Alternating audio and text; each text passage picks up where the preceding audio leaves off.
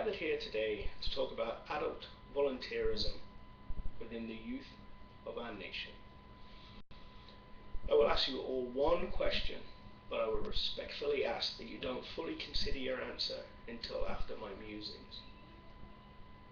That one question is, do you have time to give, yet don't know where to give it?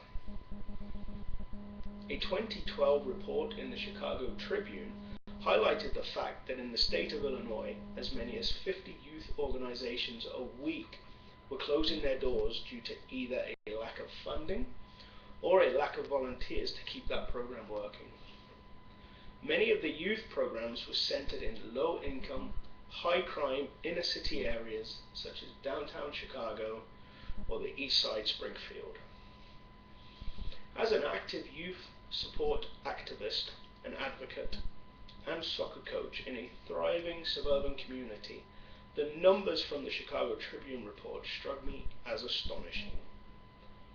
Armed with this information, I decided to look into other areas to see if the same conditions were replicated in those areas. I discovered that in major inner city conurbations and outlying rural areas, the lack of or low numbers of youth support organizations appeared to follow the national trends. The Sacramento Bee in California recently ran a story on parent and adult volunteers in the outlying rural areas around the major city of Sacramento. Two of those cities, Davis and Dixon, which is about 30 miles east of the city of Sacramento, highlighted the fact that numerous after-school sport and recreational programs had to either be suspended or completely shut because the adult volunteer rate had dropped to an all-time low. The story had a tagline of, "Adults, when asked, wouldn't sacrifice a few hours a week to coach." A few hours a week. Can we truly not offer just a few hours a week to make a major impact in the life or lives of the youth within our local communities? The United Way of Southern Arizona claims that if 100 adults volunteered to give 4 hours a week of their time to youth programs, 1,200 under 16-year-olds would see a direct and meaningful benefit from the programs they were enrolled in. 4 hours a week.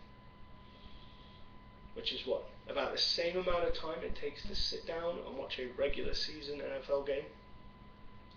Can we truly look at each other and look at ourselves in the mirror and say that we can't offer just 4 hours a week out of our schedules?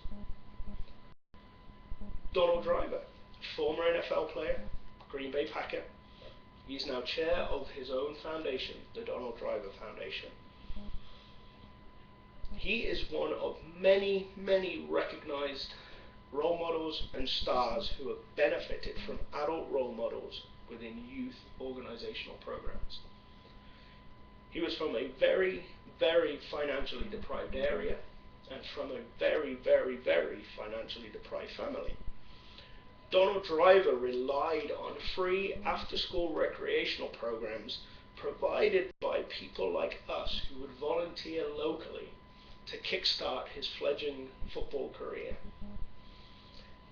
His very, very familiar story is replicated by many well-known faces and role models across a myriad of industries.